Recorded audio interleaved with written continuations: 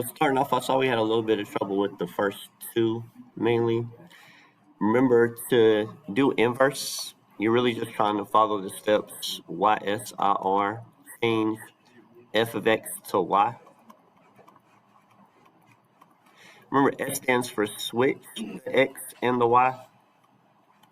The only place you're doing math is to isolate y. First thing you got to get rid of is the minus 5, so you're going to add 5. Oops, that's a 4. Then, of course, you get rid of a divide 4 or a 1/4 by multiplying by 4. But understand why most students miss this. You got to times both of them by 4. We were really good at this back a while ago. So you could leave the answer as that version, or when you multiply them both by 4, that would be 4x plus 20, making it this one. Not the 4x plus 5, which I would think is probably one of the bigger errors. Remember, the setup on these word problems is always x minus the perfect number or the goal. And you got to be off by less than or equal to a certain amount called the variance or the spread or the wiggle room. So the perfect number was a 20-ounce bottle, and it was okay as long as it was off by less than or equal to 0.03. Remember, this is acceptable. If it was off by more than 0.03, that would be unacceptable. That would be bad.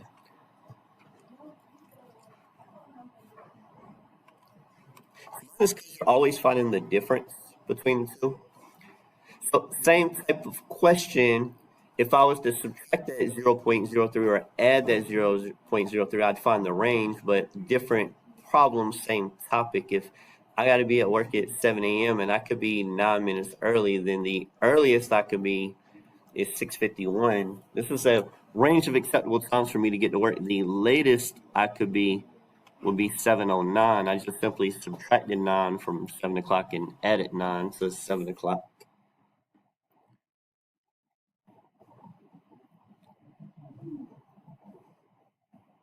Been a little while since we did one of these. Remember x to the third, and this is the Math 3 level of factoring. It was only one type of factoring in Math 3 that you had to be able to know that was new.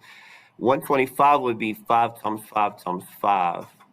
Remember, it's always a binomial and a trinomial, so I made this parentheses bigger. You just put one of each. One of the x's in the front, one of the 5's is still in the back. You combine these two to go here, x squared. If you did those two, you're going to combine the other 5's and put that in the back. Remember, in the middle is one of each, so a 5 and an x makes 5x. And the final step is the signs. Same sign, opposite sign, always positive. So the same sign is plus, the opposite is minus, and always positive. I literally just got this right doing it from just using the SOAP part. So didn't have to necessarily work out anything by hand with it being multiple choice. A couple of these on there, I know it's going to be negative because it's facing downward. It goes right 1 and up 3 for the vertex. Remember, right 1 is x minus 3. Oops, right 1, I'm sorry. X minus 1. It goes up 3, that's plus 3. And finally, it goes, for a slope, it goes down 1 over 2. We know that from our first graphing day, so the number in the front is a 2. Almost that one, but that one had a plus 1. Be careful. Looks like that one.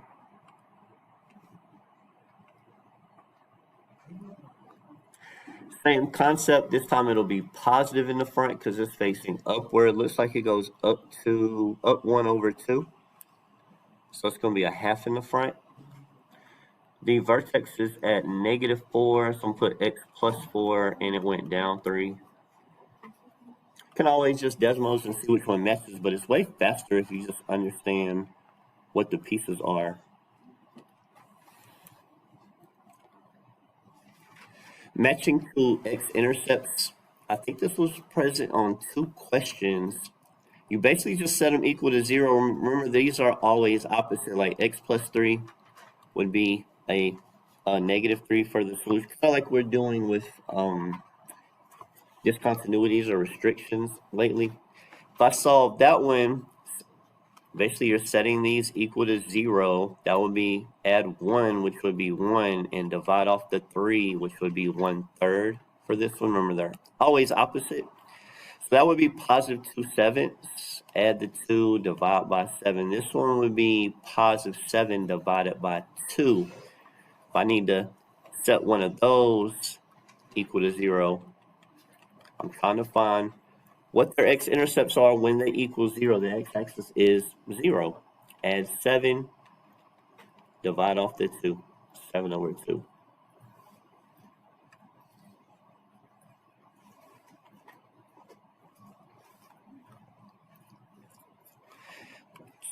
So simple but tricky. I don't know why they chose to use this as a question, but it's really simple. Remember, degree means highest exponent, not necessarily the total exponent, just the highest. So we need one. It doesn't matter what we have. We need something with the 8th exponent. We need this one. It doesn't matter the coefficient. This one would have made it 9th degree. We didn't want that one. And we didn't want them to add up to 8. We just needed the highest exponent to be 8. Really too silly to be a midterm question. I believe there was 2 questions like this. I like to make a little sketch. Remember, this says the left side, x to negative infinity, with y going to positive infinity would be up. The left side's going up. The right side is going up as well. So ask yourself, even or odd? Well, they're both going up. That's even. And it's going to be positive because the right side is going up. So I'm looking for some kind of even degree. I don't want that one that's 3rd degree. I like this one, but it's going down. It's negative. I like that one. It's 4th degree even and it's positive. And that one's an odd degree. So make a little sketch. Desmo's not necessarily needed. So there was a couple questions about a picture or a graph like this. This graph represents the speed of a car for how many seconds? Well, it starts at 0 seconds and goes to 6 seconds. So this is a 6-second breakdown. I don't really consider this to be a good fit of our Math 3 standards, but it's on the midterm. How many seconds was it slowing down? So it's slowing down right here as it's dropping speed. Between 2 seconds and 4 seconds, it was slowing down. So that would be 2 seconds. How many seconds was it constant? Well, it was constant from here, which is 2 seconds, and here, which is 2 more seconds. So it was constant a total of 4 seconds. Again, not really a Math 3 question in my opinion. Relative max, this should have felt real easy. The only relative max was right there at the top. Going off the screen doesn't make it a relative max. That point is 0.36. Some of these questions, again, really, really simple questions. A 6th degree polynomial has 2 imaginaries. So there's got to be 4 reals. The reals plus the imaginaries has to equal the degree.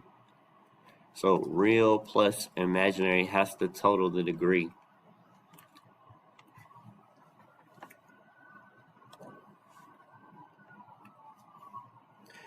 We've done this a few times. That would definitely be an oval or an ellipse. That slantiness of it would change it from being a perfect circle to not.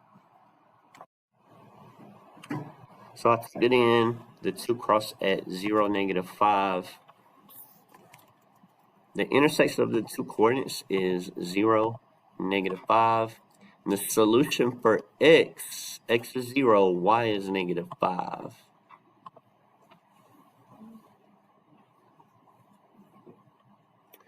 Very similar to what I just did a moment ago. Type it in Desmos if you want to see the picture, but it's even degree because it's 4th power, and it's negative because of the negative on the 4th power. So I know that the right side's going down because it's negative. I know they're both going down because it's even. They're both going to negative infinity. So I like this one.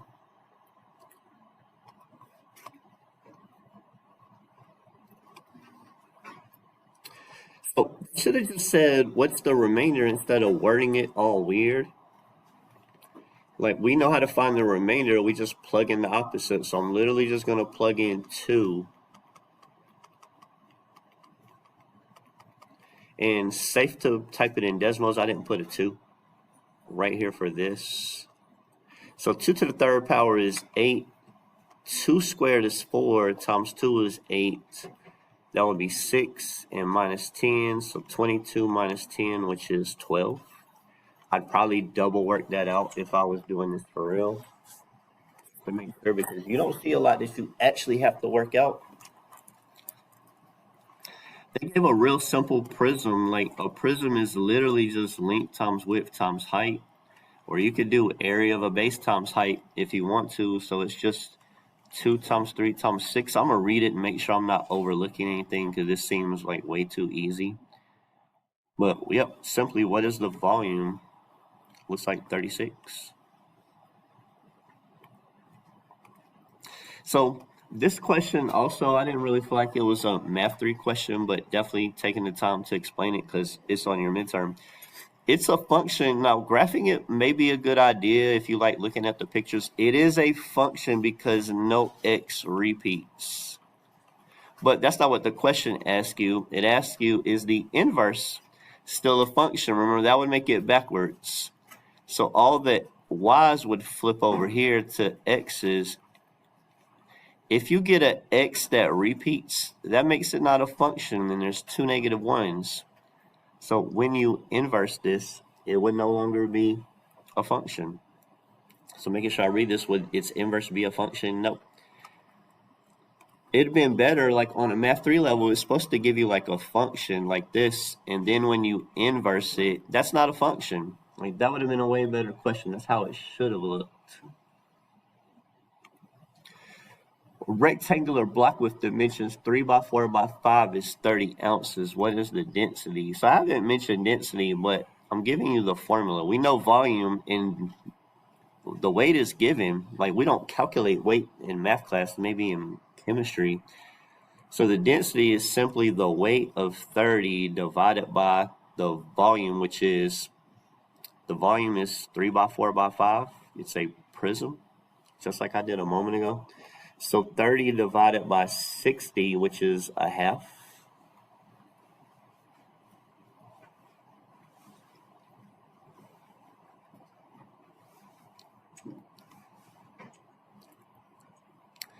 So very important one to talk about. You saw this a little bit earlier. Complete the function reflected. Questions like I was showing y'all earlier, just simply type y equals this side on one line, type y equals this side on another line, see where they cross at. They cross here. If you wanted to work it by hand, you'd multiply those together with box method and those together with distribute, and then you would solve it. A 9th degree function has 4 imaginary zeros, just giving you an extra one of those. Remember, the imaginaries plus the real has to equal the degree, so 4 plus something equals 9. There's got to be 5 real ones. Those real ones could have been like a bounce and 3 crosses or something like that, but that wasn't on the midterm. If you rotate this, that would be a cylinder. It'd be round on top and round on the bottom. The height is 5.